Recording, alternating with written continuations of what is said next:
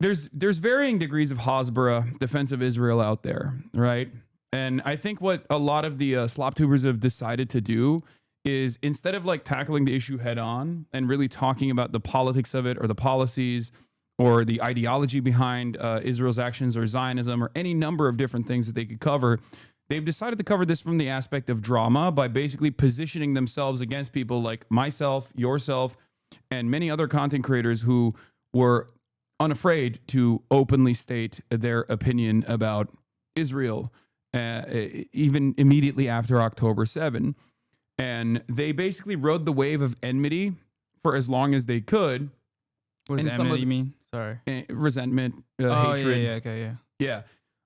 Having said that, however, they've been noticeably absent from the conversation. If you notice, like in the past couple of months, I would say, as the tide is turning on public opinion. Yeah.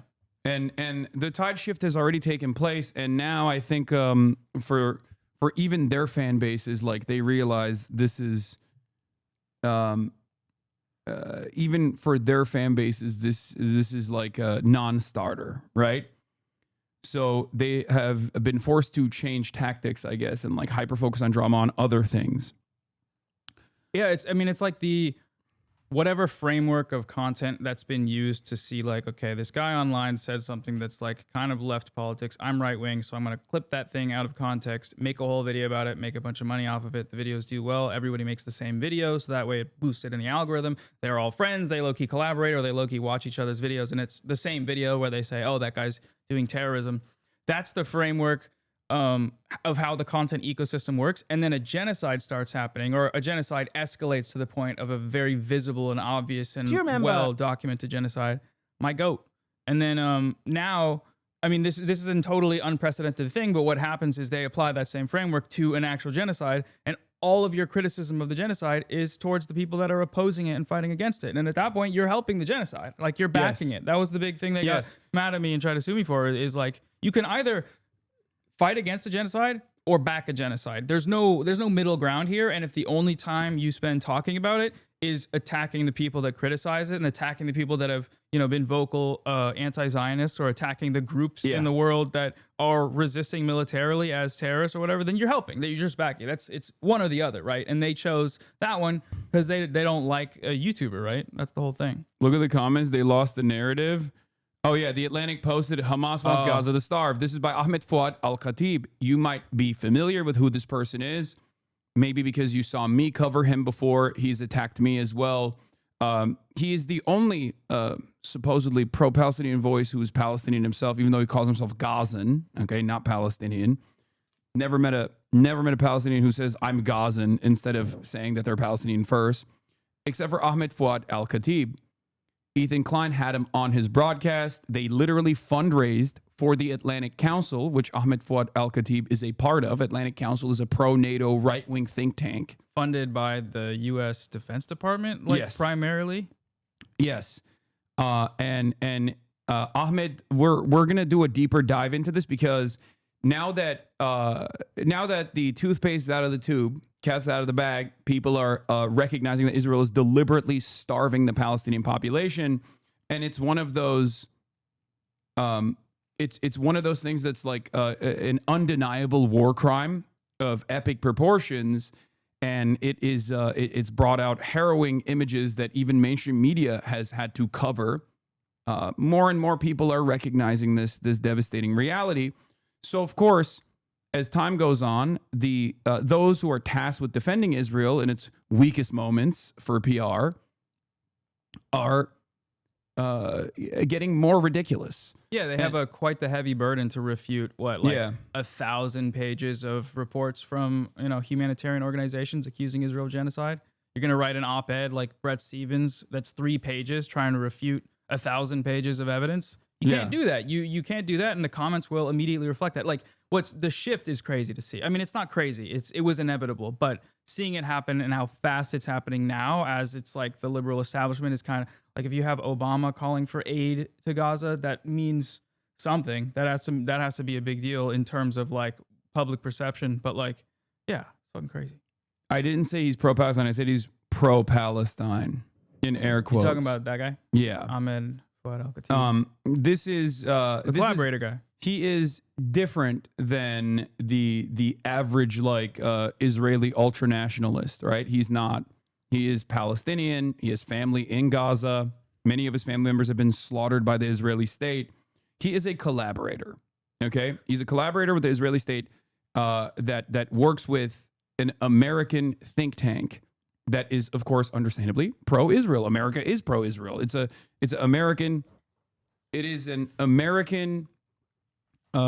State Department cutout, right? And as time goes on, these guys are going to become increasingly belligerent and look dumber and dumber. But of course, The Atlantic wrote this piece. Hamas wants Gaza to starve. This is the only Palestinian voice Ethan Klein had on his Hasbara podcast, wrote an article defending Israel after the world finally woke up to the famine it created. For a guy who loves to call all anti-Zionist Jews tokens, he sure loves using Israel's Arab/Palestinian collaborators. This guy was a nobody before October 7th. Greg J. Stoker, yeah. Oh, no, I mean, Ahmed Fouad Al-Khatib. I thought you were talking about Greg J. Stoker. Oh, no, yeah, fuck this. No, that's the he's cool. I like him. Military analysis type of guy. Yeah. He works for Mint Press. Mint Press is great. Yeah. But the guy who wrote this like article, like at this point, to make this claim and to frame it this way, you kind of have to be like a moron or paid by the Atlantic Council, because that makes perfect sense. And with people like this, based on like what they write and say about it, it's sometimes one or the other. Like there's more obvious upfront propagandists like that. The Mossad guy, what's his name, that just got nominated for the Nobel Peace Prize. What's his name? Mint Press is a literal fascist organization. What? Is it? No. Did you just do a fascism? No, it's not.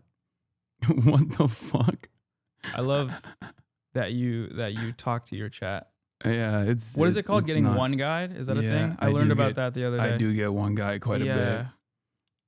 That was just one message. Sorry, I'm just bored. We're making history right now, and you're gonna interrupt because you're bored. Yeah, no, that's normal. Okay, but that's part of the history is getting interrupted. The Palestinian who wrote this travesty has a master's in intelligence studies from American University and has written pieces for the Washington Institute of Near East Policy, a think tank founded by AIPAC in 1985. He now runs the Realign for Palestine program at the Atlantic Council, another think tank and CIA cutout. On Twitter, he openly reposts virulent Israeli Hasbaras and wages war against liberatory language. Okay? Ram and every other hostage should be set free immediately, and food should flow freely to starving Palestinians. There is too much suffering. It will only. I mean, I don't think this is a good example of mentioning. Oh, the suffering, won't end when this theoretical thing happens that you want. No, I'm saying like this is not the best example of his retweet of someone who is like a virulent Hasbarist. Oh, yeah. But he does do that. I'm not saying Chef Jose Andres is a virulent Hasbarist, but but he does certainly highlight a lot of virulent Hasbarists in general. But he always tries to angle it from the perspective of like, I'm a Palestinian, my family has been killed by Israel, and I think the real enemy here is not Israel, but it's actually Hamas. Okay, that one was crazy. What was the headline? Israel killed, or I don't even think he said it that way. It's like 37 members of my family were killed by Israel, but college protesters that love Hamas are the problem. Right. Yeah. Something like that. Exactly. Yeah. That's when you usually know. Like when someone is hyper focusing on like things that only matter in Western discourse, then you know they are being deliberate about like what kind of propaganda they're doing. And they tried to roll this out. They tried to roll this out with like a bunch of different people. Like John Aziz is another one, the peace poet or whatever. Are we gonna watch the Bad Empanada video on the collaborators? Yeah, we'll do that later. Because he covers it pretty well, I think. But his role in the imperial system is to muddy the waters surrounding the framework of the two-state solution by weaponizing its Palestinian identity, thereby complicating the situation. This is for material gain and political access. My latest for The Atlantic, Hamas actually wants a famine. Hamas actually wants a famine in Gaza. Producing mass death from hunger is the group's final play. Its last hope for ending the war in a way that advances its goals. The deception of fake anti-Hamas peaceniks Khalil Jerry's has thoroughly shown himself to be nothing more than a typical fraudulent peace activist who pretends da-da-da-da-da. His entire Realign for Palestine program is literally just one big psyop to confuse the framework in service of intelligence interests. Ahmed Fuad al-Khatib is a classic example of how colonialism cannot survive without native collaboration. Okay? Realign from radical extremism to radical pragmatism. Radical pragmatism. Yeah, That's calls for more awesome. violence must be rejected. Violence only fosters fear, resentment, and retribution. So, like, a lot of the language that he's using is specifically tailored towards like liberal interests 100%. and liberal needs, so that he's basically like the kind of guy that if you criticize, people are going to go, "What the fuck do you mean? This is a Palestinian You're and he speaking loves over and he loves Palestinian peace." voices. Yeah. Yeah. That combination of the rhetoric plus the identity. That's, I think, something I want to talk to you about is like the galvanization that has happened of the concept of like liberal identity politics when it comes to weaponizing being a Palestinian or a Palestinian identity, or weaponizing Judaism the way that Israel does it, because it's like that shit doesn't fly anymore because you see it over and over again and what it's being used to justify. And it's like, okay, you can only tell someone that, you know, they're being anti-Semitic for for wanting a genocide to stop for so long before you say, okay, that you're just lying. Like, you're just completely bullshitting about What? the intention Gaza of the are people. full of people that are Persians. The Bible said Gaza will fall. Non-believers, Persians are easily tricked. Like 300 and read the Bible. No, read the Bible. Look at history. People, this is just his views. Doesn't mean Hasan is right. Surprised that person was able to plug in their keyboard. It's incredible. That person is experiencing, I think, a schizophrenic episode right now. So I'm just gonna let him keep posting into the void. But yeah, it's time to reject maximalist language and balanced perspectives to be heard. So like these guys will very rarely ever apply this metric to the actual party that is doing maximalist violence, that is using maximalist language, right? Israel is the responsible colonial entity for all of the violence that has unfolded in the region, even violence that Israel itself has experienced, like October 7, because they set the standard for violence. They set the standard for violence, and then the inevitable reaction to the practices of apartheid that are inherently violent will, of course, invoke a violent response. This is how it works.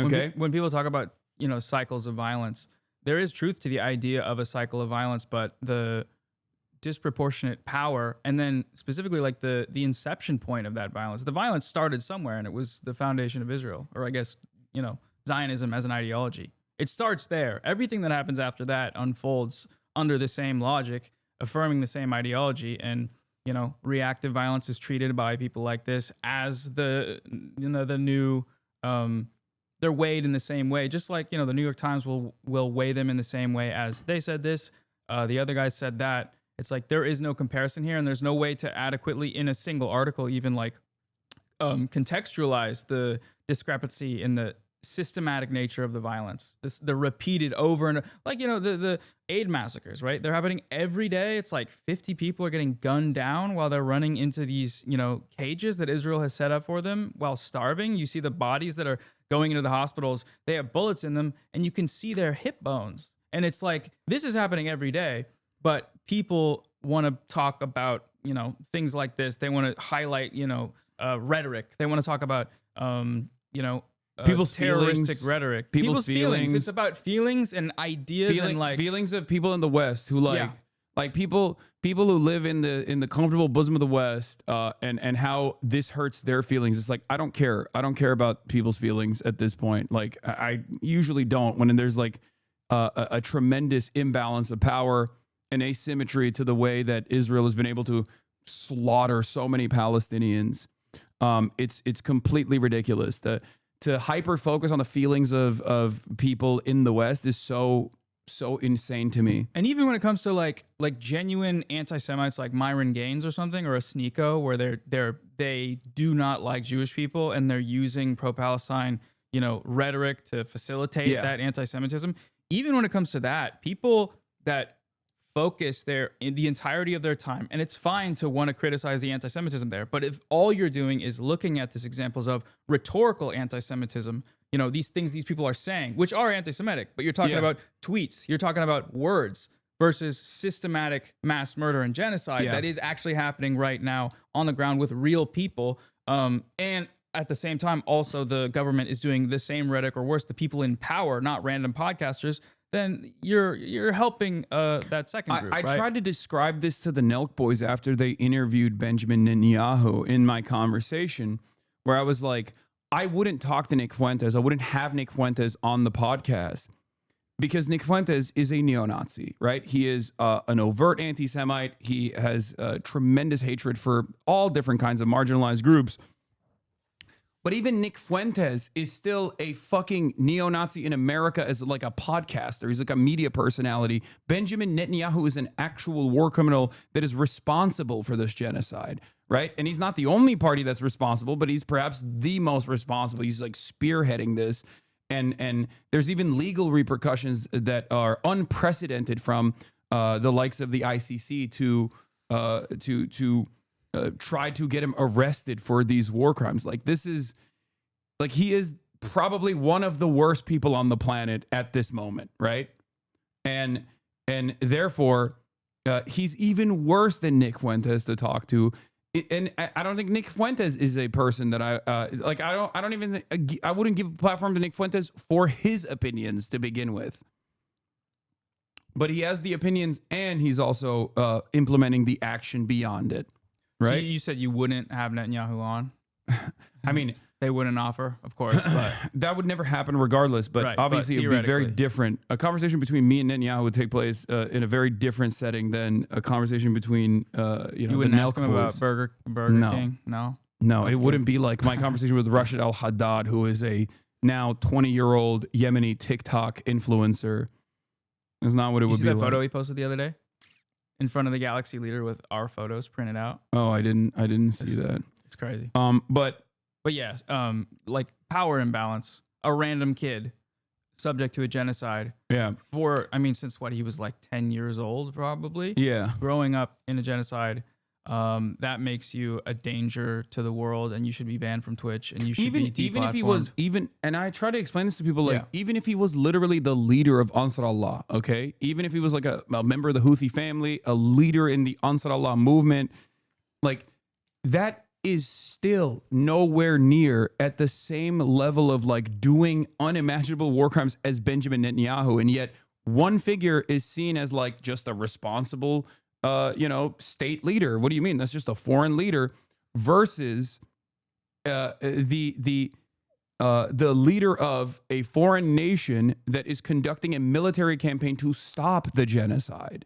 Okay. In any case, I wanted to briefly get into this, but I guess Bad Empanada also has a take on the pro-Israel grifters and the slop tubers. Ooh, this is the second channel? I don't know, but Bad Empanada Live. Oh.